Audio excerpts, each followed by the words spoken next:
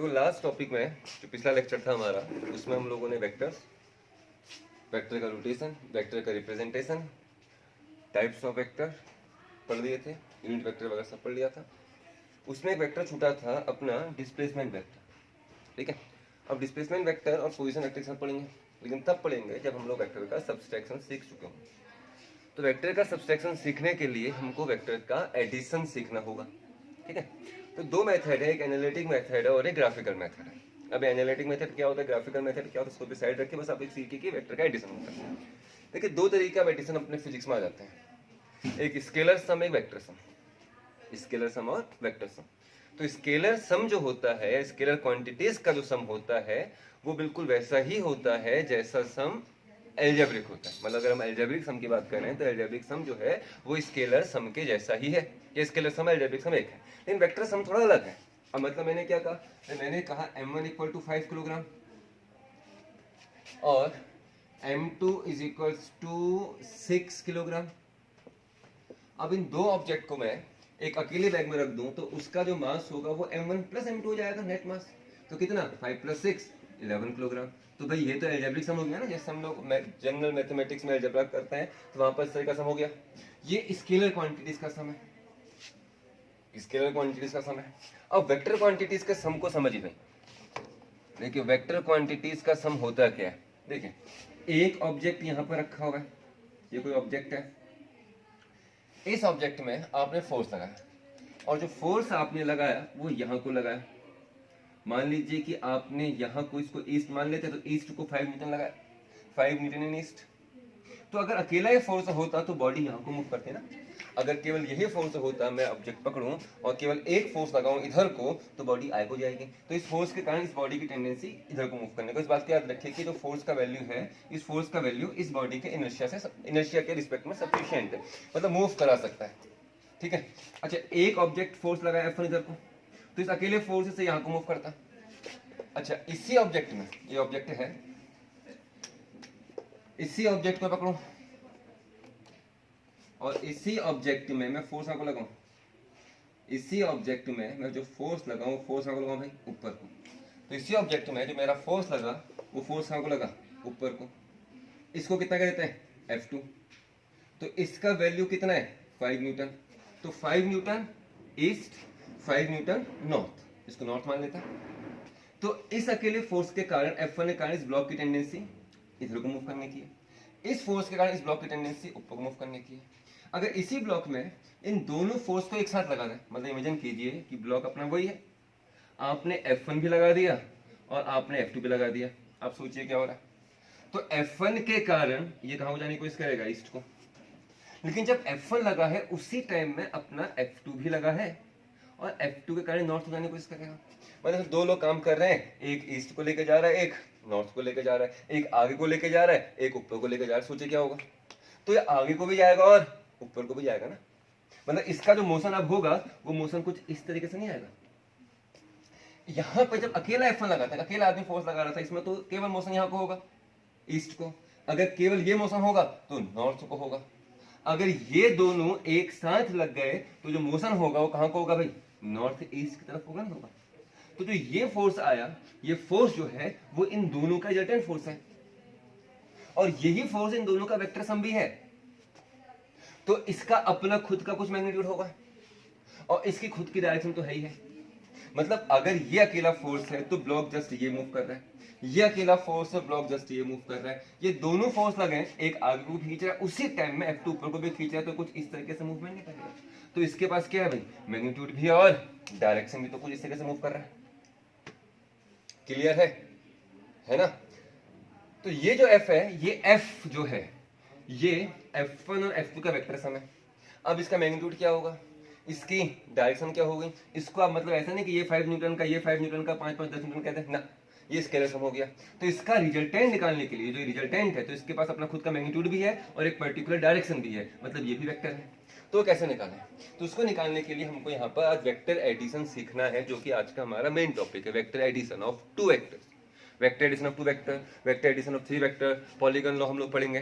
तो दो मेथड किताब में दी जाती हैं, एक ग्राफिकल मेथड कहता है, एक एनालिटिक मेथड कहता है। तो ग्राफिकल मेथड, एनालिटिक मेथड फिलहाल छोड़े जो भी है, तो उसमें हम लोग एक मेथड अभी कर रहे हैं, triangle law of vector addition, triangle law of vector addition, ठीक है, जो टॉपिक है। अब देखिए पहले इसको क्या समझते हैं, इसको पहले सीख लेते हैं। पहले कुछ मैं ट्रायंगल बनाता हूँ। देखिए एक ट्रायंगल मैंने बनाया, दिखाई दे रहा है, ठीक है।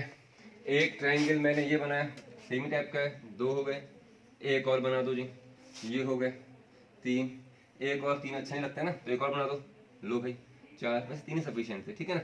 अब देखिए पहला ट्रायंगल, ये दिखा, ये साइड दिख रही है, नाम दे दो पी क्यू आर। तो मान लो क्यू आर जो रिप्रेजेंट कर रहा है वेक्टर ए को रिप्रेजेंट कर रहा है, यस, ठीक है। जो पी क्यू है वो पी क्यू रिप्रेजेंट कर रहा है वेक्टर ए को, पी क्यू। और जो क्यू आर है वो क्यू आर रिप्रेजेंट कर रहा है वेक्टर बी को, जो क्यू आर है वो रिप्रेजेंट कर रहा है वेक्टर बी को। और जो पी क्यू है वो रिप्रेजेंट कर रहा है वेक्टर ए को। तो P Q represent vector A, Q R represent vector B, ठीक है। अब नोटिस कीजिए, ये जो सेंस होता है, इतना तो पता ही होगा ना आपको, खाली मेरे को नहीं बताना चाहिए, तो आप लोगों की बेइज्जती बताना आपको, लेकिन फिर भी सुनो। ये जो सेंस है ये कौन सा है, एंटी क्लॉकवाइज। और ये सेंस है कौन सा है, क्लॉकवाइज। तो जो ये सेंस है क्लॉकवाइज होता है, पता है ना, और ये क्या होता है, एंटी क्लॉकवाइज। देखिए पी क्यू और क्यू आर, पी क्यू और क्यू आर दोनों किस सेंस में, एंटी क्लॉकवाइज। अगर आरपी में एरो ऊपर को लगा होता तो 3 वेक्टर हो गए, देखिए एक वेक्टर ए, एक वेक्टर बी, एक वेक्टर सी। बड़े ध्यान से देखिए, एक ए, एक बी, एक सी, ए बी सी, ए में एरो, बी में एरो, सी में एरो। तीनों का एरो क्या भी, देखो ए का एरो जिस सेंस में एंटी क्लॉकवाइज, बी भी एंटी क्लॉकवाइज भाग रहा है, सी भी, तो 3 के 3 सेम ऑर्डर में। तो मैंने क्या करा कि इस पी क्यू का ऑर्डर अपोजिट कर दिया।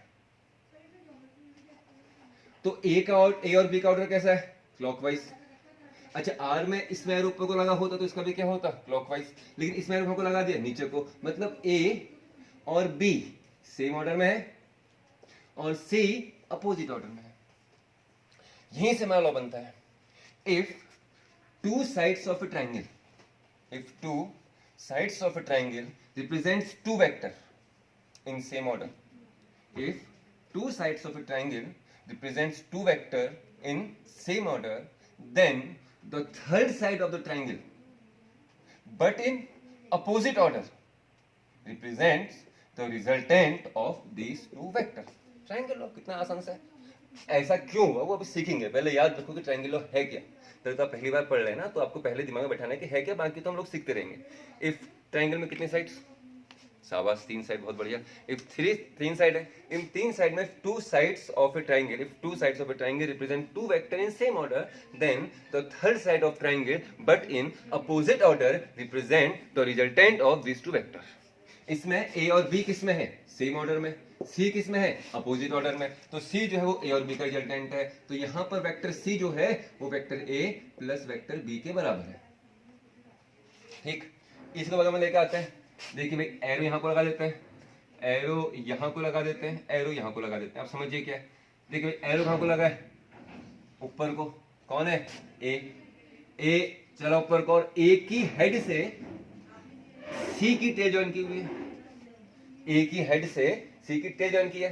तो ए और सी सेम ऑर्डर में है, और सी की हेड से अगर सी की हेड, सी का टेल, सी का हेड, सी की हेड से अगर बी का टेल ज्वाइन करके खींचते तो बी होता।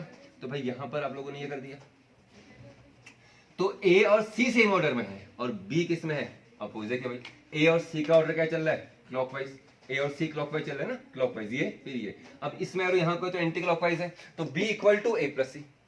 तो इसमें क्या है, इसमें ए और सी सेम ऑर्डर में है और बी किस में है, अपोजिट ऑर्डर में। और हमने क्या सीखा भाई, दो two vector which are in same order, जो दो वेक्टर सेम ऑर्डर में ट्रायंगल में दो साइड में, वो क्या है, जुड़ रहे हैं, और जो अपोजिट ऑर्डर में है वो जुड़ के आ रहा है। तो इस केस में जो अपना वेक्टर बी है वो वेक्टर बी कितना होगा, ए प्लस सी। पहले हम इस बात को समझिए। अगले केस में देखिए क्या है, अगले केस में और चेंज कर देते हैं, ए क्या कर देते हैं, ये कर देते हैं और ये कर देते हैं। इसको हम लोग अभी ए कह रहे थे, इसको बी कह रहे थे, इसको सी। अब पकड़िए भाई, अब आप लोग पकड़ो, कॉपी आपको दिख रहा है बोर्ड, कौन कौन सेम ऑर्डर में। देखिए भाई ये बी के हेड से सी, देखो बी और सी किस में, सेम ऑर्डर में। अगर ए में एरो नीचे को लगा होता तो तीनों सेम ऑर्डर में होते, तो बी और सी सेम ऑर्डर में, बी और सी सेम ऑर्डर में, ए अपोजिट ऑर्डर में। बी और सी सेम ऑर्डर में है, ए अपोजिट ऑर्डर में। इसका मतलब ए जो है वो बी और सी का रिजल्टेंट है, तो vector A is equals to vector B plus vector C. समझे क्या है? अब तो समझ में आ गई बात, ठीक है। तो 3 सफिशिएंट है, चौथा क्या है? चलिए 3 ही बनाते हैं, हटाइए 3 अच्छे नहीं भी लगते, 3 ही बनाएंगे हम। चौथा क्या बना समझ गए? क्या है रूल? ट्रायंगल में कितने साइड? 3 साइड। 3 साइड में से 2 साइड किसको रिप्रेजेंट करें? 2 वेक्टर को। कैसे? सेम ऑर्डर में।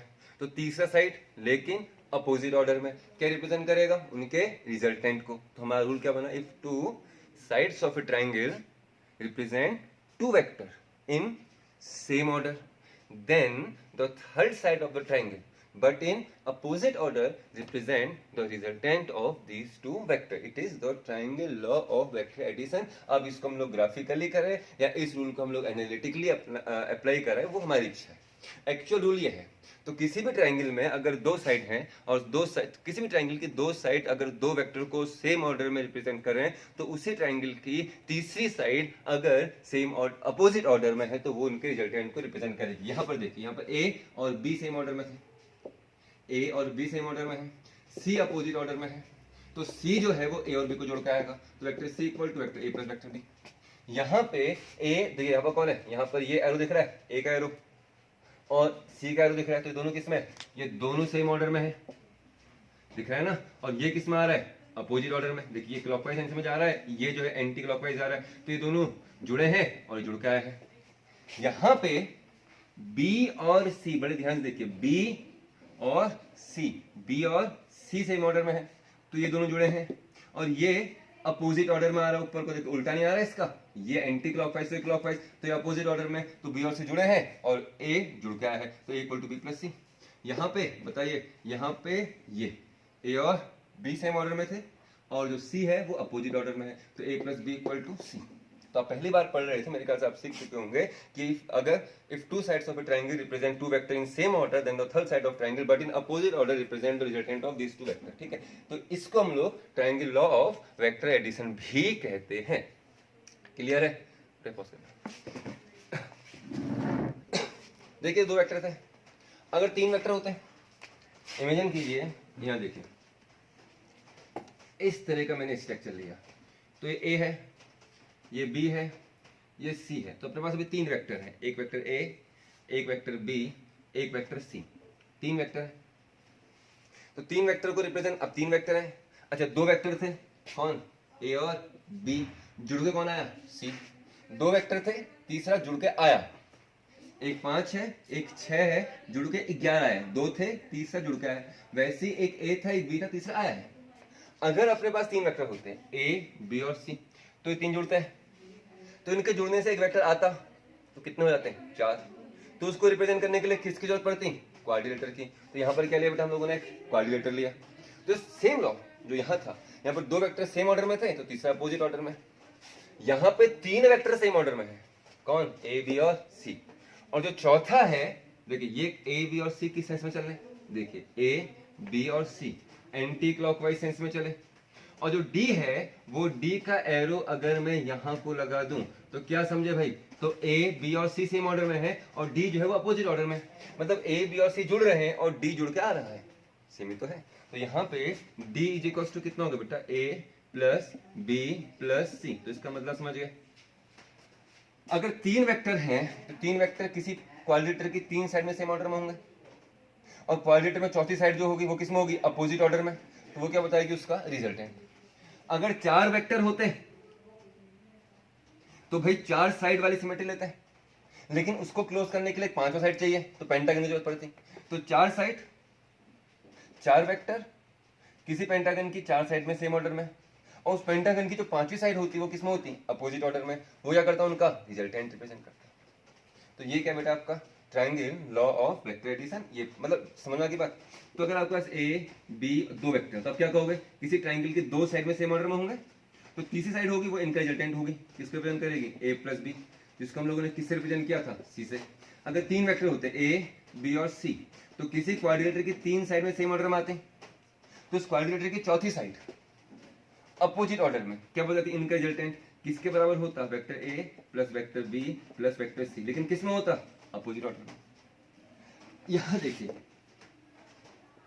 लो भाई 1 2 3 4 5 हो गए, एक वेक्टर ए, एक वेक्टर बी, एक वेक्टर सी, एक वेक्टर डी, 4 वेक्टर हो गए, एक ए, एक बी, एक सी, एक डी, 4 के 4 किसमें, सेम ऑर्डर में, बी ए की हेड से, सी बी की हेड से, डी सी की हेड से।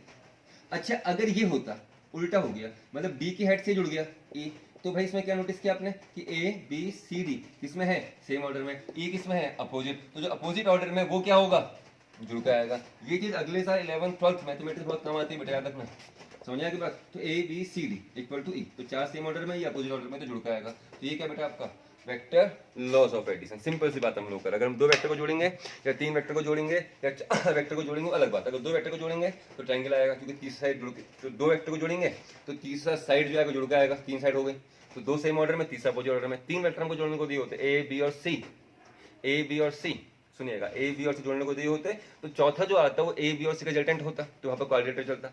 लेकिन अगर ए बी और सी को का रिजल्टेंट 0 होता तो क्या चौथा साइड आता ना, क्योंकि चौथा साइड बता क्या रहा है, रिजल्टेंट। तो उसमें कितने साइड होती हैं, 3, और 3 के 3 सेम ऑर्डर में। अब इमेजिन कीजिए कि यहाँ पर अगर 3 वेक्टर हैं ए बी और सी, और ए का ऑर्डर, बी का ऑर्डर, सी का ऑर्डर भी कहाँ को होता, ऊपर को होता, तो इसका मतलब ए बी और सी का जो रिजल्टेंट होता वो क्या होता, 0। लेकिन अगर ए बी और सी का रिजल्टेंट 0 नहीं होता तो फिर एक चौथा साइड आता जो उनका रिजल्टेंट बताता, लेकिन वो चौथा साइड किसमें होता, अपोजिट ऑर्डर में। ठीक है, तो ये क्या बेटा आपका वेक्टर लॉज ऑफ एडिशन। ठीक है, देखिए भाई सिंपल हमने आइडिया ले लिया कि वेक्टर एडिशन में होता क्या है। ठीक है, अब इस लॉ को जो हमने सिंपल सा आइडिया लिया, इसी को एक triangle law of vector addition हम लोग कर लेते हैं। ग्राफिकल मेथड अभी नहीं कर रहे हैं, अभी जस्ट एनालिटिक मेथड कर लेते हैं, फिर ग्राफिकल मेथड की हमको जरूरत पड़ेगी। और इस बात को दिमाग में बैठा लीजिए कि जो चैप्टर है ये हर जगह यूज होगा, 12th में क्या किसी भी जगह पर, तो इसको आना, इस चैप्टर का आना कंपलसरी है अगर आपको फिजिक्स सीखना है। ठीक है, इसमें दिमाग में बैठा लो बेटा, अगर ये चैप्टर नहीं आएगा तो फिर आगे अटकते रहोगे। न्यूमेरिकल कंसेप्चुअल काफी करने होंगे चैप्टर के, क्योंकि आप नए नए हैं। जब बहुत सारे न्यूमेरिकल कंसेप्चुअल करेंगे तो आप चैप्टर सीख पाओगे। तो एक बार चैप्टर खत्म होने दो, तो कम से कम कुछ तो मैं करा दूंगा यहाँ पर, अभी ऑनलाइन क्लासेस में भी हम लोग कुछ ना कुछ कर लेंगे। ठीक है, अब देखिए क्या है, triangle law of vector addition है। अब triangle law of vector addition को समझने के लिए पहले हमको समझना होगा कि 2 वेक्टर के बीच का एंगल हम लोग कैसे लेते हैं। ध्यान सुनना कि किस तरीके से हम 2 वेक्टर के बीच का एंगल लेंगे। अगर 2 वेक्टर के बीच का एंगल थीटा है, अगर वेक्टर ए और वेक्टर बी के बीच का एंगल थीटा है, तो इसका मतलब ये निकलता है कि ए की डायरेक्शन और बी की डायरेक्शन के बीच का एंगल थीटा है। मतलब क्या है भाई, वेक्टर ए दिख रहा है, दिख रहा होगा, ये वेक्टर ए है,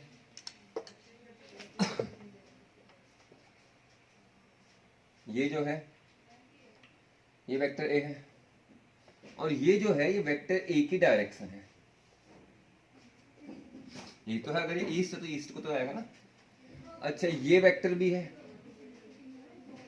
ये वेक्टर भी है, तो ये जो है ये वेक्टर बी का डायरेक्शन है, ये ए, ये बी और ये बी का डायरेक्शन, और ये जो है ये इनके बीच का एंगल है।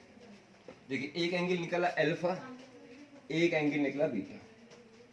अगर हम जस्ट मैथ्स में बात करें तो मैं कभी ए लाइन और बी लाइन के बीच का एंगल अल्फा भी हो सकता है, बीटा भी हो सकता है, लेकिन हम लोग एंगल किसके बीच का लेते हैं, डायरेक्शंस के बीच का। तो ए का डायरेक्शन और बी के डायरेक्शन के बीच का एंगल कितना है जी, अल्फा। नहीं है सर में, समझ रहे हैं।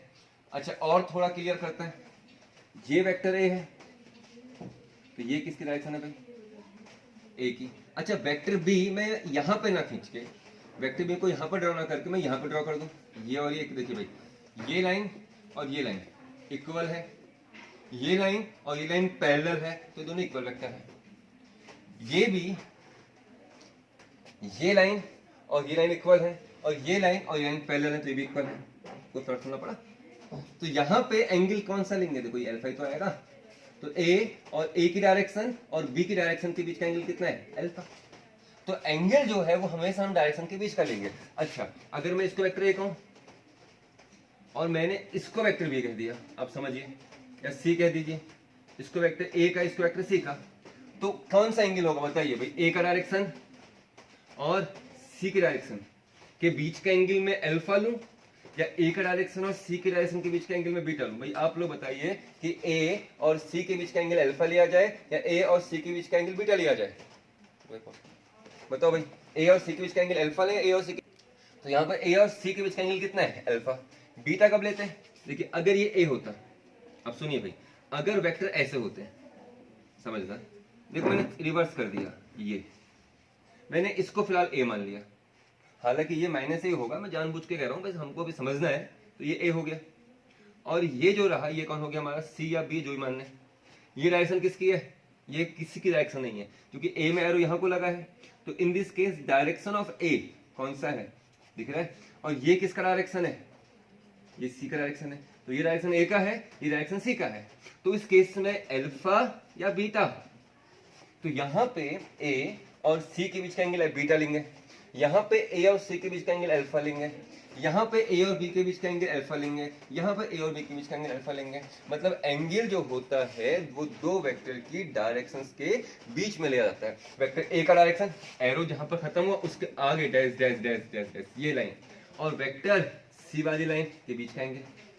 यहाँ पर देखिए, यहाँ पे ये वेक्टर ए है और ये वेक्टर सी है, तो ए और सी के बीच का एंगल ये रहेगा नहीं रहेगा? तो कौन सा रहेगा? बीटा। तो एंगल जो रहेगा वो हमेशा दो वेक्टर के बीच के डायरेक्शंस के बीच में लिया जाएगा। समझ बात को? उसको ना, ये हो गया बेटा। अब अगला देखते हैं क्या। चलिए आगे कंटिन्यू करते हैं। Triangle law of vector addition. ठीक है, अब देखिए क्या है। ठीक है, अब देखिए क्या है। एक वेक्टर ए, ठीक है, एक वेक्टर बी, ठीक है। कितने वेक्टर होगा भाई हमारे? दो। एक वेक्टर ए और एक vector B. Vector A vector B, दोनों वेक्टर किस में है? सेम ऑर्डर में। सेम ऑर्डर समझते हैं ना? ये चल रहा है एंटी क्लॉकवाइज, ए कहां को भाग रहा है? इधर को, और बी भी वहीं को भाग रहा है। और ये क्या रहा भाई? तीसरा साइड किसका? ट्रायंगल का। दो साइड किसको रिप्रेजेंट कर रही हैं? दो वेक्टर को। और हमको दो ही वेक्टर दिए थे, इनका रिजल्टेंट निकालना है और आ रहा है कुछ। तो इनका रिजल्टेंट जो होगा वो ट्रायंगल का तीसरा साइड बताएगा, लेकिन अपोजिट ऑर्डर में। और इसको किससे रिप्रेजेंट करेंगे जी हम लोग? सी से। तो ए और बी किससे रिप्रेजेंट हो रहे हैं? ये कौन है? ए। ये कौन है? बी। तीसरे को बोलते थे हम लोग आर।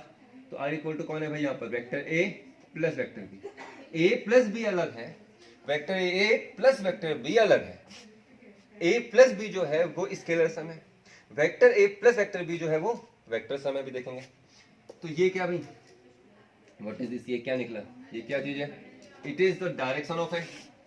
ये ए का डायरेक्शन है, समझ रहे? तो वही जो पिछला टॉपिक समझा था ना कि डायरेक्शन किसके बीच में लेते हैं। तो ये जो है ये किसका डायरेक्शन है? ए का। और ये किसका डायरेक्शन है? बी का। तो ए का डायरेक्शन और बी का डायरेक्शन। तो एंगल कौन सा ले बताइए? ये 1 या 2? एंगल कौन सा लेंगे ए और बी के बीच का? 1 या 2? What is the angle between A and B? 1 and 2? 1। ठीक है, 1 क्यों? क्योंकि एंगल, अच्छा 2 कब लेते हैं? सोचिए 2 कब लेते हैं? जब ए में एरो यहां को लगा होता, जब ए में एरो यहां को लगा होता और बी ऊपर को आता, तो उस केस में ए और बी के बीच का जो एंगल होता है ये अलग होता, और वो किसका होता? 2 के बराबर। समझ रहे ना बात को? डायरेक्शन ऑफ ए और डायरेक्शन ऑफ बी। अभी ए यहां को है तो ए का डायरेक्शन नहीं आएगा ना सर को, ठीक है। तो angle is taken between the directions. तो भाई let us consider two vectors A and B and the angle between A and B is theta. Let two vector a and b represent by two sides of a triangle pq and q, pq square कह दिया, lm कह दीजिए, l m and m, lm and m। let two vectors a and vector b represent two sides lm and m। तो lm को कौन represent कर रहा है? a। और mn को कौन रिप्रेजेंट कर रहा है? b। तो तीसरा साइड जो होगा वो कौन होगा बेटा आपका? ln। वो कौन रिप्रेजेंट करेगा? आपका r। रूल आ गया ना? To sides of a triangle taken in same order represent two vector, then the third side of the triangle but in opposite order represent the resultant of two vector। तो यहाँ पर r जो है वो उनका resultant, ये clearly दिख रहा है कि a और b सेम ऑर्डर में है और r अपोजिट ऑर्डर में। तो अब हमको इनका रिजल्टेंट निकालना है, तो मैथमेटिकली निकालते हैं, एनालिटिकली। तो इसके लिए मैंने n से ड्रॉ किया परपेंडिकुलर a की डायरेक्शन के ऊपर, LMN मतलब कहाँ पर कटा? O पर। और ये जो एंगल है, ये वाला एंगल जो रहा वो कितना रहा भाई आपका? 90। परपेंडिकुलर ड्रॉ कर दिया। अब दो राइट ट्रायंगल यहाँ पे है, एक है MNO और दूसरा है LNO। तो पहले हम छोटे वाले ट्रायंगल में चलते हैं। इन ट्रायंगल देखिए भाई, वेक्टर ए क्या है, vector carries magnitude as well as direction. Mod of A क्या है, ओनली इट्स मैग्नीट्यूड।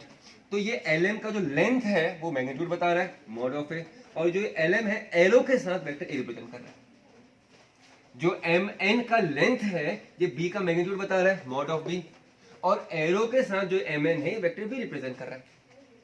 LN जो है वो LN वेक्टर R को रिप्रेजेंट कर रहा है। LN का लेंथ जो है वो R के मैग्नीट्यूड को रिप्रेजेंट कर रहा है, और LN का जो लेंथ है विथ एरो वो R की डायरेक्शन को भी रिप्रेजेंट कर रहा है। तो अब क्या है कि अगर मैं मॉड ऑफ A कहूं या जस्ट A कहूं, दोनों सेम चीजें, ये पीछे डिस्कस हो चुका है, लेकिन फिर सुनिए। मैं मॉडुलस ऑफ B कहूं या जस्ट B कहूं बिना एरो के, दोनों का मतलब एक है। मैं मॉडुलस ऑफ R कहूं या जस्ट R कहूं, दोनों का मतलब एक है। वेक्टर R का मतलब mod of R into R cap, mod of R into R cap. Mod of R क्या है, LN का लेंथ, R कैप क्या है, वो एरो रिप्रेजेंट कर रहा है, ठीक है। वेक्टर B क्या है, mod of B into B cap. अब मॉड ऑफ B क्या है, मॉड ऑफ B जो है वो MN का लेंथ है, और जो B कैप है वो B कैप क्या है, MN की डायरेक्शन एरो। क्लियर है, ठीक है ना। तो भाई अभी हम लोग अगर mod of A, mod of B, mod of C, अभी देखिए क्या है। पहले हम इस ट्रायंगल में आते हैं, एन ट्रायंगल। अच्छा ट्रायंगल में भी क्या आता है सुनो पहले, अभी ये अब 11th वाले हो चुके हैं, इंटरमीडिएट के बच्चे हो चुके हैं ना, तो भाई थोड़ा बहुत तो अब आपको सीखना ही पड़ेगा, कुछ नहीं कर सकते। ठीक है, ट्रायंगल है, ठीक है, आ रहा है ट्रायंगल तो आ रहा है, आपने आ रहा है, कोई बात नहीं, मेरे को नहीं करना है।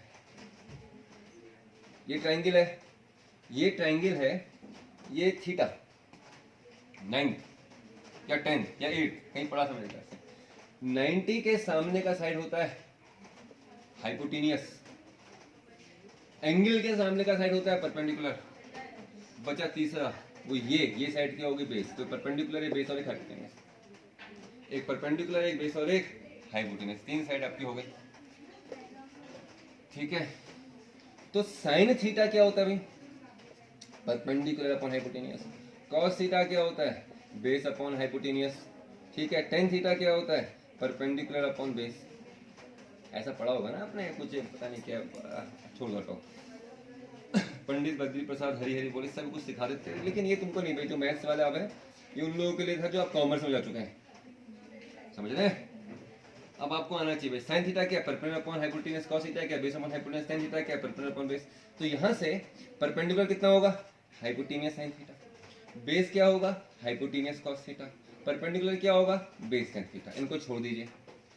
तो साइन थीटा तो परपेंडिकुलर अगर रिक्वायर्ड है तो क्या होगा, हाइपोटेनियस साइन थीटा, और अगर बेस रिक्वायर्ड है तो क्या होगा, हाइपोटेनियस कॉस थीटा। ओवरऑल आज पर हम लोग करेंगे।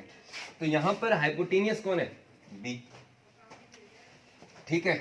एंगल के सामने का साइड क्या होता है, परपेंडिकुलर। तो परपेंडिकुलर क्या होता है, रट दो, आज का ये करना हम लोगों ने, हाइपोटेनियस साइन थीटा। तो परपेंडिकुलर हाइपोटेनियस साइन थीटा होता है, हाइपोटेनियस बी है, तो ये क्या होगा, बी साइन थीटा। देखिए मैंने एरो नहीं लिया है, हमने बी का केवल लेंथ लिया है, इसलिए नहीं लगा। और जो एमओ है वो एमओ बना बेस, और जो बेस है वो है हाइपोटेनियस टाइम्स कॉस थीटा। तो बेस होता है, वो बेस क्या होता है भाई, तो बेस होता है hypotenuse time cos theta. Hypotenuse कौन है, बेस। हाइपोटेनस कौन है, बी। बी मतलब बेस नहीं, वेक्टर बी। तो ये क्या हो जाएगा बेटा आपका बी कॉस ऑफ थीटा। तो कंफर्म हो गया। तो ये साइड किसके बराबर हो गई, बी साइन थीटा। ये साइड किसके बराबर हो गई, बी कॉस थीटा। आज के बाद हम लोग क्या करेंगे भाई, हम ओरल करेंगे। परपेंडिकुलर को direct hypotenuse time sine theta कर देंगे, बेस को direct hypotenuse times cos theta कर देंगे। मतलब 9th या 8th या 10th की तरह हम लोग in triangle M N O sine theta ये ऐसे नहीं करेंगे, डायरेक्ट करने वाले बेटा, आप हैबिट बनाइए, ठीक है। तो ये बी साइन थीटा है, ये बी कॉस थीटा है। तो जो एल ओ है उस एलो का लेंथ क्या है, लेंथ कहा मैंने, तो एलो की बात नहीं चलेगा, लेंथ।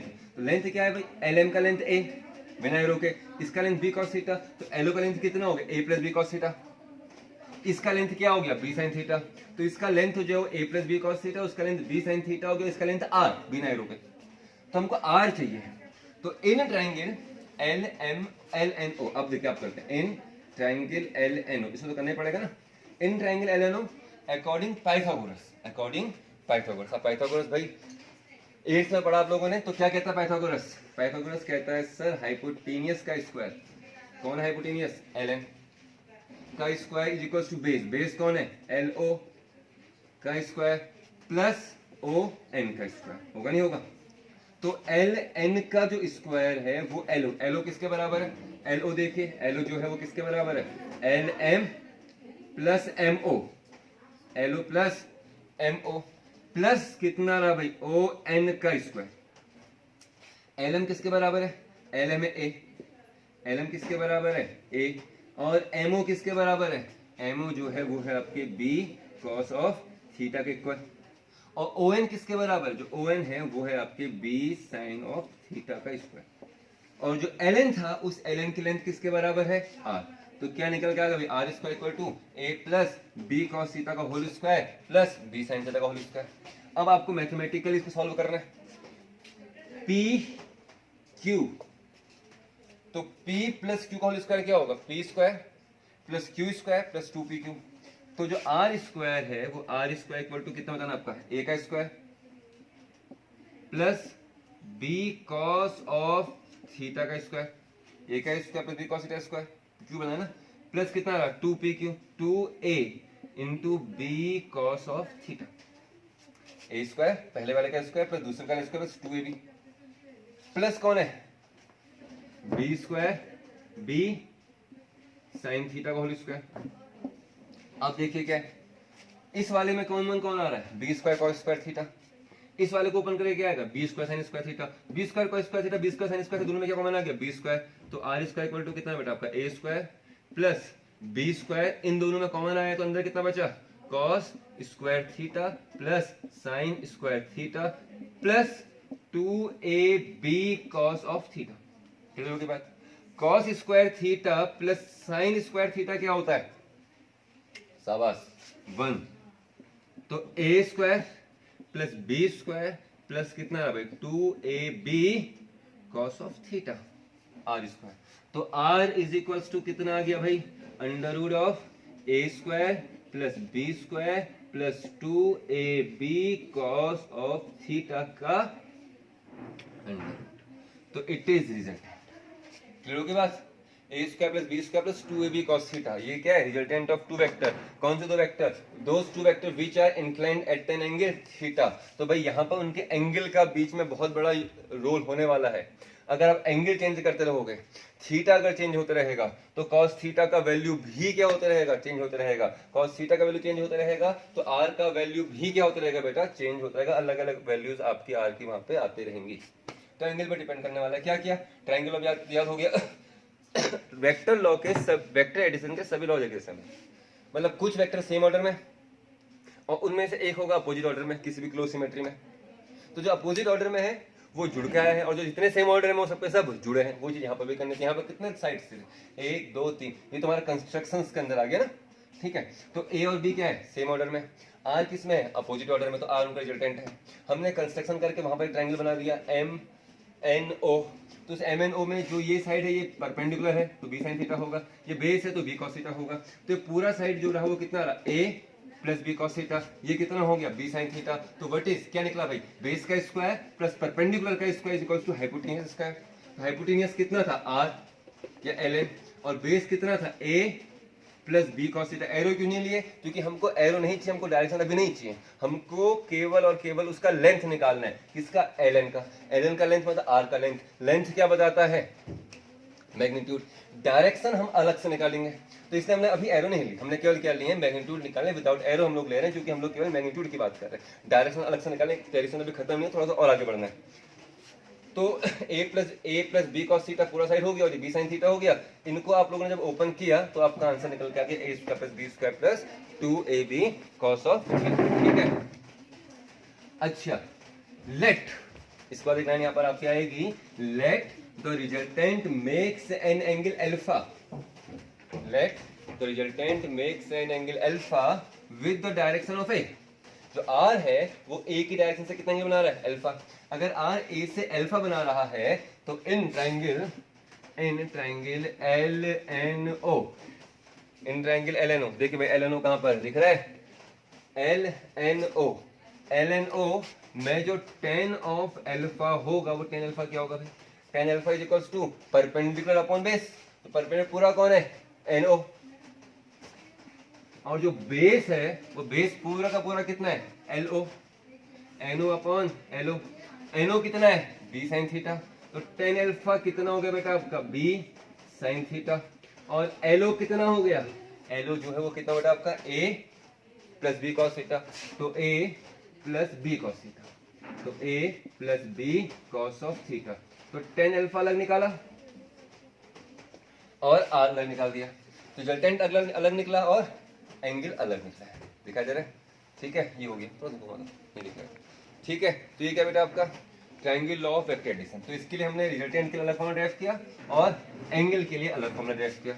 ए का डायरेक्शन को मालूम है, तो अगर हमको अल्फा मालूम है तो मेरे को पता लग गया कि आर का जो डायरेक्शन है वो ए की डायरेक्शन इतना ही बना रहा है, तो बेसिकली ये जो है, जो अल्फा है वो आर के कैप को रिप्रेजेंट कर रहा है डायरेक्शन, और जो ये है ये इस आर की लेंथ को रिप्रेजेंट कर रहा है। किसी वेक्टर को हम एक एरो से रिप्रेजेंट करते हैं, यहाँ पर लेंथ जो होता है उसका मैग्नीट्यूड होता है और एरो का साइन क्या होता है, उसका डायरेक्शन, तो लेंथ कौन रिप्रेजेंट कर रहा है जी, ये, और कैप कौन रिप्रेजेंट कर रहा है, ये।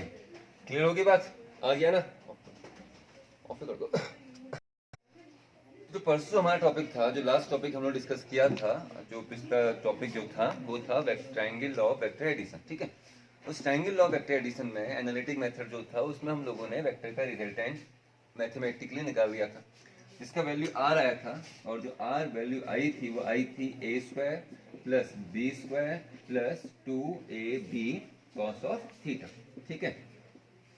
इन दिस केस मैं फिर इसका रिपीट करता हूं कि किसी वेक्टर को हम एरो के साइन से रिप्रेजेंट करते हैं, जहां पर एरो का लेंथ उस वेक्टर के मैग्नीट्यूड को रिप्रेजेंट करेगा और एरो का जो हेड है वो उसकी कैप मतलब डायरेक्शन को रिप्रेजेंट करेगा। तो किसी वेक्टर में मैग्नीट्यूड भी होता है और डायरेक्शन भी होता है। तो यहाँ पर जो हमने आर निकाला, ये आर बिना वेक्टर के निकाला, बिना वेक्टर के निकाला कहने का मतलब हमने इसका डायरेक्शन नहीं लिया, केवल और केवल हमने एल से एन तक का लेंथ लिया है, हमने केवल इसका मैग्नीट्यूड लिया है, डायरेक्शन नहीं लिया। डायरेक्शन लेने के लिए भी हमने अलग से एंगल बनाया था alpha, let the resultant r makes an angle alpha with the direction of a, मतलब आर जो है वो ए से कितना एंगल बना रहा था, अल्फा, तो tan ऑफ अल्फा हम लोगों ने अलग से निकाला था, और tan अल्फा इस बड़े से ट्रायंगल में NOL LNO में जो tan अल्फा था वो परपेंडिकुलर अपॉन बेस था, ये B था, आपको परसों याद होगा, ये B sin थीटा हो गया था, और जो बेस था ये B cos ऑफ थीटा था। तो tan अल्फा जो था वो परपेंडिकुलर अपॉन बेस होगा, तो अल्फा का सामने साइड आ रहा है ये NO, ये कितना हो गया B sin ऑफ थीटा, और जो बेस है वो बेस है A plus B cos of theta. तो इसका मतलब क्या निकल के बेटा आपका मैग्नीट्यूड, ये क्या है डायरेक्शन और ये क्या है मैग्नीट्यूड। तो क्या रिजल्टेंट निकला, r equal to a square plus b square plus 2ab cos of theta and tan alpha equal to b sin theta upon a plus b cos of theta. ये परसों हम लोग डिस्कस कर लिया था, ठीक है। तो आज हम लोग करते हैं इनके रिजल्ट डिस्कस, रिजल्ट में क्या क्या होता है, ठीक है। अच्छा पहले काम करते हैं, एक वेक्टर ये a है, देखिएगा भाई, it is a vector a, ठीक है। a की हेड से मैंने दूसरा वेक्टर ड्रॉ किया and this one is second vector and second vector is b। तो पहला वेक्टर a है, दूसरा वेक्टर b है, और जब हमने इसको आगे को बढ़ाया तो जो एंगल यहाँ पर निकला वो एंगल ये निकला, और this angle equal to theta, तो ये एंगल आपके थीटा के इक्वल रहा। अब हमने क्या किया कि a की टेल से b की हेड को क्या किया, ज्वाइन किया। तो a की टेल से b की हेड को जब मैंने ज्वाइन किया तो जो ये लाइन आ रहा है, ये लाइन आपका आ रहा है रिजल्टेंट r, ट्रायंगल लॉ, ठीक है। और एंगल कितना है, थीटा। अब सुनिए, अगर अब ध्यान दीजिएगा, मैंने इसको सेंटर माना और इसको सेंटर मान के मैंने b रेडियस का एक सर्किल खींचा, समझिए, मैंने इस पॉइंट को नाम दे देते हैं, ये L कहा गया था, ये M कहा गया था, ये N कहा गया। तो M को सेंटर मान के मैंने एक सर्किल यहाँ पर ड्रॉ कर दिया, सोचिए एक सर्किल बड़ा सा यहाँ पर सर्किल आया। अच्छा अब क्या है कि जो ये B है, B का जो लेंथ है वो इसका एड्रेस बता रहा है। अगर ये B N यहाँ पे आता, इमेजिन कीजिए, ध्यान दीजिएगा बेटा, यहाँ पे अगर N पॉइंट यहाँ पे होता तो B कुछ ऐसा होता, हालांकि वेक्टर भी चेंज हो चुका होता क्योंकि डायरेक्शन चेंज हो गई, और जो ट्रायंगल का तीसरा साइड आता वही आता, तो लेंथ क्या हो गया बड़ा। अच्छा ये N को मैं यहाँ पर लेता तो B इस तरीके से आता, और जो साइड होता वो इस तरीके से आता, समझ पा रहे हैं? कहने का मतलब क्या है कि ये साइड लगातार क्या हो रहा है, तब नीचे को अगर आ रहे हो तो ये साइड लगातार बढ़ रहा है, ऊपर को अगर आ रहे हो एन से आप एन डैश में गए तो लेंथ बढ़ा, और एन से अगर आप एन डबल डैश में गए तो लेंथ घटा। मतलब जो रिजल्टेंट है वो थीटा पर डिपेंड करता है कि भाई क्या है। यहाँ देखिए दो वेक्टर है, एक वेक्टर ए एक वेक्टर बी, क्लियर है? तो ए का हेड बी का टेल से आपने ज्वाइन किया, तो तीसरा साइड आएगा वो ये आएगा। एंगल अभी ए और बी के बीच में कितना है 90, दिख रहा है ना, ए का डायरेक्शन और बी के डायरेक्शन के बीच का एंगल कितना निकला 90 निकला। अगर आप इस एंगल को, इस वाले एंगल को, थीटा को, अगर इस वाले एंगल को थोड़ा चेंज कर दे तो ये है हमारा बोल वाला कंडीशन, ये है ना थीटा ये है, तो ये लेंथ तीसरा बढ़ेगा। अगर आप इस एंगल को कम करोगे ये, तो ये लेंथ और बढ़ेगी, इसको और कम करोगे तो ये लेंथ और बढ़ेगी। अच्छा अब 90 में आ गए, 90 से अंदर का होगा तो अब ये एंगल ना 90 से अंदर को आने का मतलब क्या है कि एक साइड ये है ए और अब ये आ चुके हैं बी, तो एंगल ए का डायरेक्शन एरो ए का डायरेक्शन और बी का डायरेक्शन के बीच का एंगल ये एंगल है, तो एंगल अभी 90 से बड़ा है। कॉस की ट्रिग्नोमेट्री टेबल आपको याद है, मैं एक बार कॉस का पूरा ट्रिग्नोमेट्री टेबल लिखता हूँ। कॉस का जो वैल्यू है कहां से कहां तक, ये पूरा रहना कहता, ठीक है? देखिए कहां तक ये पूरा रहा देखो, ठीक है? देखिए भैया 0 30 45 60 90 120 135 और 180, ये आपको वैल्यू मालूम है, ठीक है? 0 से 90 पहला अगर ऑल साइन टेन को सबका सब पॉजिटिव, 90 से 180 जो होता है वो केवल साइन का घर होता है ना, आपने मैथ्स में पढ़ा हुआ है ऑल साइन टेन कॉस, तो 0 से 90 तक सब पॉजिटिव है, 90 से 180 तक केवल साइन पॉजिटिव, तो कॉस नेगेटिव होगा। चलिए cos 0 1 cos 30 आपका √3/2 cos 45 1/√2 cos 60 1/2 cos 90 0। अब इसके आगे की वैल्यू रिपीट कर देते हैं 1/2, फिर 1/2 1/√2, फिर 150 जो होगा वो होगा √3/2 और लास्ट में जो होगा 180 होगा आपका 1। रिपीट कर दिया 1/2 1/√2 √3/2 और 1। लेकिन ये 90 to 180 साइन का घर है, तो इस घर में जो कॉस होगा वो कॉस आपका नेगेटिव होगा, तो जो वैल्यूज होंगी ये माइनस माइनस माइनस माइनस होंगी।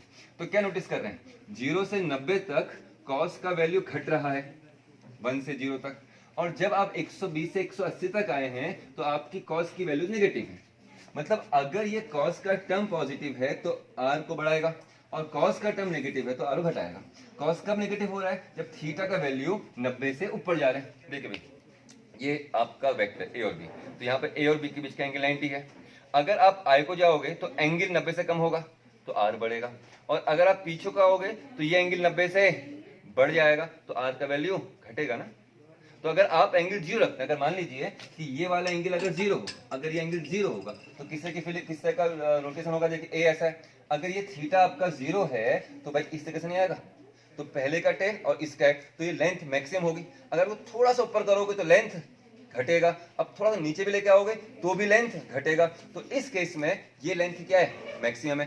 थोड़ा सा ऊपर जाने में लेंथ क्या हो रहा है, बढ़ रहा है। तो लेंथ मैक्सिमम कब हुई, जब एंगल कितना रहा 0। तो मीन जब थीटा किसके बराबर है, 0 के बराबर है, तो उस केस में आर क्या होगा, मैक्सिमम होगा। तो व्हेन थीटा इक्वल टू 0, अगर थीटा इक्वल टू 0 और ग्राफिकली आप समझते हैं तो उस केस में अगर इस एंगल का वैल्यू 0 होगा तो बी कैसे एग्जिस्ट करेगा, सीधा ऐसे आएगा। तो उस केस में आर का जो लेंथ होगा, मतलब एल का टेल और जो बी का हेड है, वो हेड अगर एन यहाँ पर है, अगर थीटा 0 होगा तो वो एन यहाँ के लाइन नहीं करेगा, तो उस केस में जो आर है वो क्या होगा, आपका मैक्सिमम होगा। तो थीटा इक्वल टू 0 पर तो जो आर है वो आर मैक्सिमम होगा, और मैक्सिमम वैल्यू कितनी होगी, a² + b² + 2ab cos 0। cos 0 1 होता है, तो क्या फॉर्मूला आ गया भाई, a² + b² + 2ab cos 0 अपना 1 होता है। तो ये क्या हो गया, a² + b² + 2ab a + b का होल स्क्वायर। तो r का जो वैल्यू रहा a + b का होल स्क्वायर अंडर रूट से बाहर आएगा तो a + b, तो it is the maximum value of the resultant of two vector. लेकिन कब, जब थीटा इक्वल टू कितना होगा भाई, 0 होगा। अच्छा अब एक काम करते हैं, देखिए a है, ये b है, ये था, एंगल कितना है 0, इसका टेल इसका हेड मैक्सिमम। अब ऊपर को आए तो एंगल क्या है, देखो एंगल किसके बीच का नाप रहा है, ए का डायरेक्शन और बी के डायरेक्शन के बीच का। तो अगर हम लोग ये आ गए तो यहाँ पर ये वाला एंगल काउंट होगा नहीं होगा, तो ये रिजल्टेंट क्या था, मैक्सिमम। अब थोड़ा ऊपर आ गए तो आर का वैल्यू घटा। अब यहाँ से अंदर को आओगे तो आर का वैल्यू और कम होगा, और अंदर को आओगे एंगल 90 से बढ़ रहा है, देखिए तो ये वाला वैल्यू और घटा, और अंदर को आओगे तो ये वाला वैल्यू और घटा। और अगर ये ऐसा आ गया अपोजिट का मतलब देखिए क्या है, ये है वेक्टर ए, ये है वेक्टर ए, जो वेक्टर बी था वो वेक्टर बी ये था, चलिए ये वेक्टर बी था और ये इनके बीच का एंगल है 90। आप समझिएगा, अगर आप बी को क्लॉकवाइज लेके चलते हैं, क्लॉकवाइज लेके गए और बी को क्लॉकवाइज यहां से यहां लेकर आ जाते हैं, तो उस केस में ये वैल्यू जो है वो बी रहा, तो ए का टेल और बी के हेड को ज्वाइन करने वाला जो लाइन होगा वो मैक्सिमम होगा, लेकिन बी जो है वो इस पोजीशन में कब आएगा, जब थीटा जो है वो 90 से कितना हो जाएगा 0, तो उस केस में आर मैक्सिमम होगा। अच्छा, अगर आप इस बी को क्लॉकवाइज ना लेके एंटी क्लॉकवाइज लेके आएंगे तो थीटा जो है बढ़ेगा, बड़ा और बड़ा और बड़ा और बड़ा और बड़ा, यहां आ गए तो थीटा कितना हो गया 180। तो अगर आप इसको एग्जैक्टली अपोजिट लेके आ गए तो थीटा का जो वैल्यू होगा 180 हो गया। करते क्या है, ए का टेल और बी का हेड, तो बी अब बिल्कुल उल्टा हो चुका है, तो ए के टेल और बी के हेड को ज्वाइन करने वाला लाइन ये होगा, और जो ये लाइन है ये किसको प्रेजेंट करेगा, ए माइनस बी को, लेंथ सबसे छोटा। और इसके बाद जब बी को आप इतने में रोके ना और थोड़ा और पीछे को लेके आए, तो और पीछे को लेके आओगे तो फिर बढ़ना शुरू हो जाएगा। तो समझ रहे हैं, तो जब ए और बी बिल्कुल एक के आगे एक है तो उसमें ए का टेल और बी के हेड को ज्वाइन करना लाइन मैक्सिमम है। 90 तक लेके आए, वो लेंथ थोड़ा घटा, और बिल्कुल 180 कर दोगे तो लेंथ और कम हो जाएगा। फिर अपोजिट लेके आओगे तो लेंथ फिर से क्या करना शुरू करेगा, बढ़ना शुरू करेगा। तो मैक्सिमम कब है, जब थीटा इक्वल टू 0। मिनिमम कब होगा, जब बिल्कुल रिवर्स हो गए थे। रिवर्स कहने का मतलब थीटा इज इक्वल टू 180, तो यहाँ पे जो आर का वैल्यू एग्जिस्ट करेगा वो कितना एग्जिस्ट करेगा, मिनिमम। तो आर का जो मिनिमम वैल्यू रहा, अब cos 180 कितना है भाई, cos 180 का वैल्यू -1 है, cos 180 -1 है तो कितना a square plus b square plus 2ab cos 180 -1 minus plus minus, तो a square plus b square minus 2ab, तो कितना आ गया भाई, a square plus b square minus 2ab, a minus b का होल स्क्वायर का अंडर रूट बाहर आके a minus b, that is. अब देखो क्या कंक्लूजन निकल रहा है, जब भी दो वेक्टर को हम लोग जोड़ रहे हैं तो उनका maximum value a plus B होगा और a माइनस बी होगा, और एंगल के चेंज होने पर ये वैल्यू चेंज होता रहेगा। मैथमेटिकली समझिए, इसका मैक्सिमम वैल्यू होता है +1, कहां पे, when theta equal to 0, when theta equal to 0। इसका वैल्यू मिनिमम होता है -1, कब, थीटा इक्वल टू 180 पर। Then means that the addition of two vector is maximum when the angle between them is 0, means they are parallel vector, and the resultant of two vector is minimum when the angle between them is 180।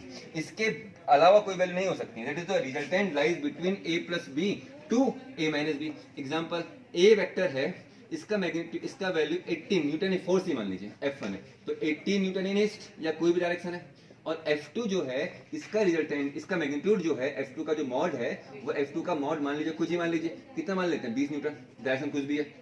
तो मैंने कभी F1 और F2 के बीच का angle लगातार change हो रहा है, तो आपने कहा sir value lying between a plus B to a minus B, a minus B से कम नहीं हो सकता है, a प्लस बी से बड़ा नहीं हो सकता है, तो यहाँ पे F1 प्लस F2 कितना आएगा भाई, 38 न्यूटन, कितना है 38 न्यूटन, और जो आपका a माइनस बी है वो कितना आ गया बेटा आपका 2 newton, that is the resultant of this two vector lying in between 2 newton to 38 newton. 2 newton से कम नहीं होगा, 38 न्यूटन से बड़ा नहीं होगा। समझ रहे हैं, तो ये क्या बेटा triangle law of vector addition, mathematically भी आपको समझना है, ग्राफिकली भी आपको समझना है। पॉज करना,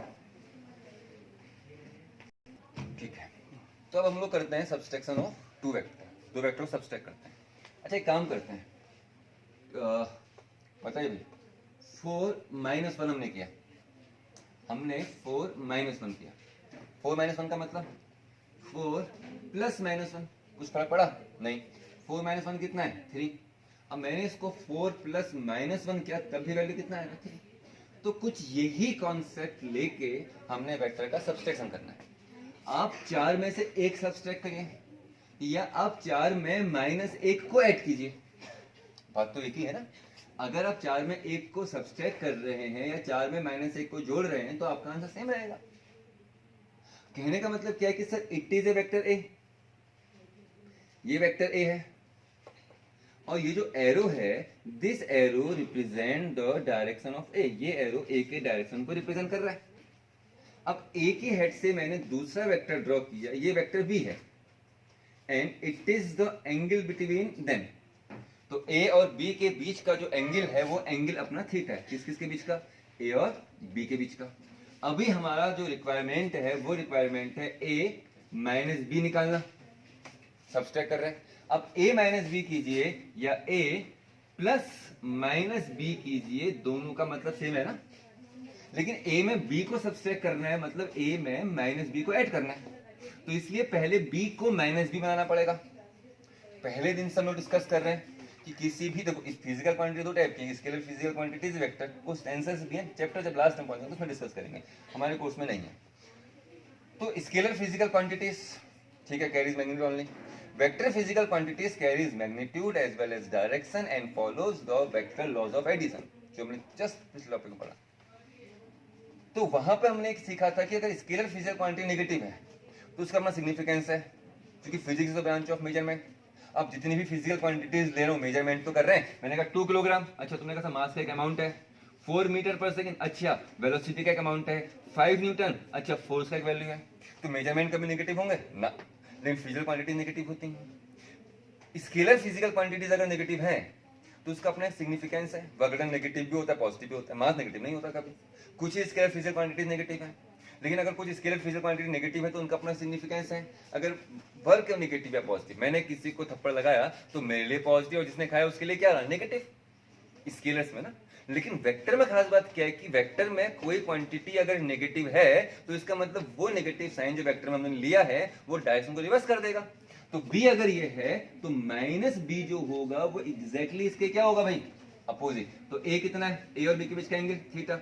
और अगर b ये है तो b के आगे मैं माइनस लगा दूं तो जो एरो है, this arrow represent minus b। इसका लेंथ इसकी लेंथ के इक्वल है, डायरेक्शन एग्जैक्टली अपोजिट है, opposite vector.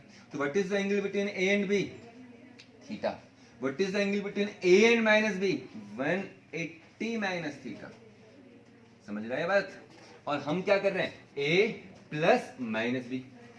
What is the formula of resultant of two vector r? R equal to a square plus b square plus 2ab cos of theta. ये क्या है भाई? This is the resultant of two vector a square plus b square plus 2ab cos theta का under root. तो अगर आपसे कहा जाए two vectors a and b and the angle between them is theta, तो ये फॉर्मूला बताएगा आपको रिजल्टेंट। लेकिन इस फॉर्मूले में थीटा की जगह पर अगर आप 180 माइनस थीटा लिख दे रहे हैं तो इसका मतलब उस केस में आप a और b को नहीं जोड़ रहे हैं, a और माइनस b को जोड़ रहे हैं। और a और माइनस b को जोड़ रहे हैं मतलब a में से b को आप लोग सब्सट्रैक्ट कर रहे हैं। तो इस फॉर्मूले में थीटा को थीटा रखा जा रहा है, and we find the resultant of two vector. और इस थीटा में आप लोग थीटा को 180 माइनस थीटा कर रहे हैं, then we find the resultant of a and minus b, that is हम लोग उन दो वेक्टरों को आपस में सब्सट्रैक्ट कर रहे हैं, उनका सब्सट्रैक्शन वहां पर निकाला जा रहा है। तो अगर a और b के बीच का एंगल थीटा है तो a और माइनस b के बीच का एंगल 180 माइनस थीटा होगा। अच्छा, triangle law of vector addition फिर रिपीट करते हैं, बार बार मैं रिपीट कर रहा हूं जिससे आपको चीजें याद हो। If two sides of a triangle represent two vector in same order, then the third side of triangle but in opposite order represent the resultant of these two vectors. तो यहां पर आपने किस किस को जोड़ना है, a और माइनस b को जोड़ना है, a और माइनस b को जोड़ना है, a और माइनस b को जोड़ना है, मतलब a माइनस b करना है। तो भाई ट्रायंगल बनेगा, ये ट्रायंगल अगर बनाते हैं ऊपर से, अगर आप ऊपर वाला ट्रायंगल बनाएंगे, अगर आप इसको बनाएंगे तो डेफिनेटली ये क्या बताएगा बताइए। तो ये है, ये जो साइड है ये a, देखो ट्रायंगल दिख रहा है, देखिए भाई ये और ये किस सेंस में, एंटी क्लॉकवाइज, ये किस सेंस में, क्लॉकवाइज। तो ये क्या होगा, रिजल्टेंट किसका, a और b का। तो क्या बता रहा है, a प्लस b, ठीक है। ये क्या है, टेल, ये क्या है, हेड, किसका हेड, माइनस b का। इसको ज्वाइन कीजिए तो क्या बता रहा है भाई, a और माइनस b का हेड, a और माइनस b। तो a और माइनस b सेम ऑर्डर में है, ये अपोजिट ऑर्डर में, तो क्या बता रहा है, a प्लस माइनस b, मतलब a माइनस b नहीं बता रहा है। तो this is represent the subtraction of two vector. सुनाई बात। तो इस तरीके से आप लोग सब्सट्रैक्ट को क्या कर रहे हैं, सब्सट्रैक्ट कर रहे हैं। अगर आप a में b को सब्सट्रैक्ट करें तो a में माइनस b को ऐड करें। सिंपल तरीका क्या है, आपको दो वेक्टर दिए हैं, एक वेक्टर a दिया है, एक वेक्टर b दिया है। तो a and b are two vector, हमसे कहा a और b का रिजल्टेंट बताइए। तो आपने ट्रायंगल का ये साइड ले लिया, तुमने कहा सर ये है तो इनका रिजल्टेंट है। एनालिटिकली कहोगे तो a और b अगर आप लोग ले रहे हो तो a और b के बीच का एंगल कितना लेंगे भाई, ये a और ये b। तो a का डायरेक्शन आगे को, a का डायरेक्शन आगे को, ये a का डायरेक्शन है, ये b का डायरेक्शन है। तो a और b के बीच का एंगल कितना है भाई, थीटा।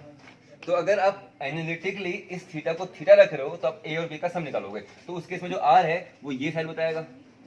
और अगर आप थीटा को 180 माइनस थीटा कर रहे हो तो आप a और माइनस b को जोड़ रहे हो, तो a और माइनस b को जोड़ोगे तो रिजल्टेंट नहीं आएगा। ये कौन है, a माइनस बी। ये कौन है? ए plus B.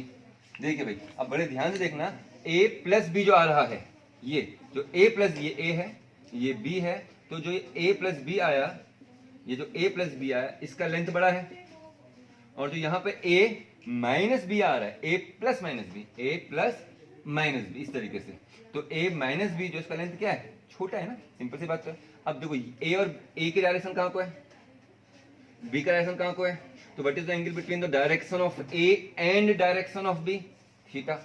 And what is this? ये क्या है? So it is the angle between direction of A and direction of minus B. तो ए और बी के बीच का एंगल अगर थीटा, तो ए और माइनस बी के बीच का एंगल 180 माइनस थीटा होगा। तो अब वेक्टर का सब्सट्रैक्शन सीखे, हाँ ना?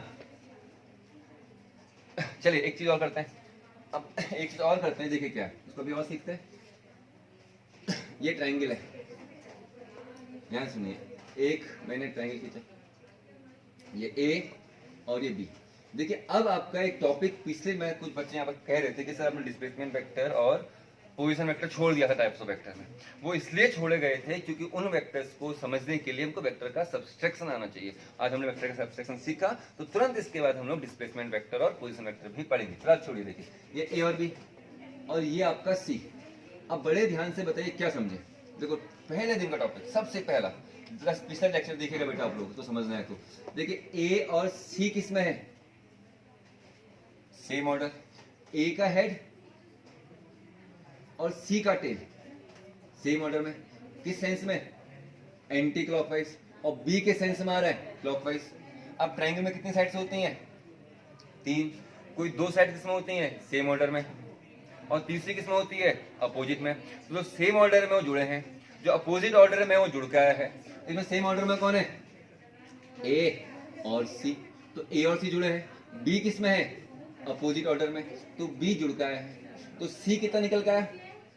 सी कितना निकल का है? बी माइनस ए। ठीक है, देखिए हमने पूरी कहानी पढ़ी, सब्सट्रैक्शन सीख लिया, लेकिन एक्चुअल में मैं तो इस कॉन्सेप्ट को यूज नहीं करता हूं। एक ट्रिक है। ट्रिक क्या है? इफ 2 वेक्टर्स आर कोइनिशियल, अगर 2 वेक्टर क्या है? कोइनिशियल। कोइनिशियल समझते हैं, मतलब उनका स्टार्टिंग पॉइंट सेम है। मतलब ए का जो स्टार्टिंग पॉइंट है और बी का बी स्टार्टिंग पॉइंट सेम है। This 2 vector are coinitial vectors. तो इन 2 वेक्टर की हेड को ज्वाइन करने वाला जो लाइन होता है वो उन वेक्टर के डिफरेंस को बताता है। कैसे? डिस्कस करते हैं। If 2 vectors are coinitial, if 2 vectors, a का टेल और बी का टेल, ए जिस पॉइंट से स्टार्ट हुआ है बी भी उसी पॉइंट से स्टार्ट हुआ है, तो ये कोइनिशियल वेक्टर्स हैं। तो इन वेक्टर की हेड को ज्वाइन करने वाला लाइन बताएगा इनके डिफरेंस को। अगर आप एरो यहाँ की तरफ लगाओगे तो ए माइनस बी, और अगर आप एरो ऊपर की तरफ लगाओगे तो बी माइनस ए। तो पहले तो याद रखिए, मैं इसके पीछे का साइंस बताता हूँ हुआ क्या कॉन्सेप्ट। इफ 2 वेक्टर आर कोइनिशियल, ठीक है, एक काम और करते हैं, एक काम और करें इसको, एक चीज और देखिए क्या है। ये कौन है? ए और ये कौन है? B. What is this? Direction of A. What is this? Direction of B. तो एंगल कितना हो गया भाई दोनों के बीच का? थीटा। अच्छा ये क्या है? तीसरा साइड। यहाँ पर आपने एरो कहाँ को लगाया? नीचे को, तो जस्ट रिप्रेजेंट सी मान लीजिए। यहाँ पर एरो कहाँ को लगाया? ऊपर को, इसको भी सी मान लीजिए थोड़ी देर के लिए। अब यहाँ ये, यहाँ कौन 2 वेक्टर सेम ऑर्डर में है? बी और सी। देखो ध्यान से देखो, बी और सी जो है वो सेम ऑर्डर में है, और जो ए है वो, ये सीक्वेंस कैसा है बी और सी का? क्लॉकवाइज। ए का सीक्वेंस कैसा है रो? Anticlockwise. तो बी और सी किसमें है? सेम ऑर्डर में। तो जो सेम ऑर्डर में होते हैं वो जुड़ते हैं, जो अपोजिट ऑर्डर में होता है वो जुड़ के आता है। ए और बी गिवन था, हमको सी रिक्वायर्ड था, तो सी कितना आ गया जी? सी आ गया ए माइनस बी। डिफरेंस बता रहे हैं ना?